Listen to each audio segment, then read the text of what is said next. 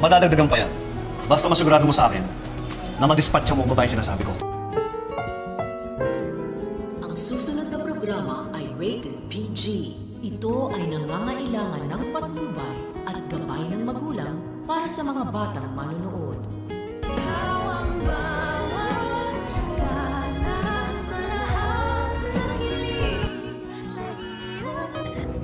Uy, di ba dito nakalagay yung babaeng patayin nakaraan?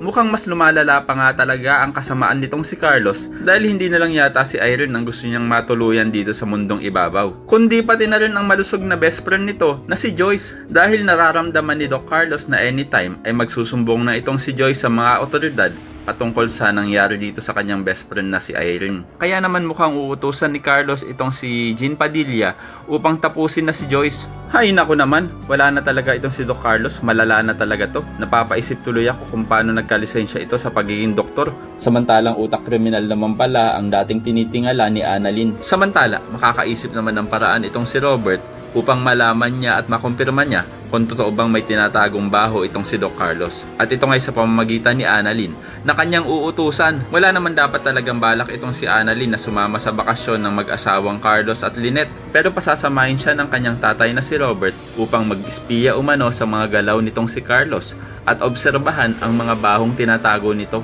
Gusto rin kasing makumpirma ni Robert kung tama ba ang mga sinabi sa kanya ni Irene noon na kailangan mag-ingat ni Lynette dito kay Carlos. Sana nga lang talaga ay hindi mahalata ni Carlos na inoobserbahan na pala siya ng kanyang anak-anakang si Annalyn. Dahil kilala naman nating lahat itong si Carlos na napakautak nito at napakagaling nitong gumawa ng paraan at palusot sa lahat ng kanyang troubles. Samantala, duda ko kung aamin itong si Jean Padilla kay Lynette na si Irene ang nakabalot dun sa carpet na hawak-hawak niya. Kaya naman ko isa ka rin sa mga nagnanais na makita itong si Carlos na nagdudusa na sa kulungan ay pakilike ang video na ito and don't forget to subscribe.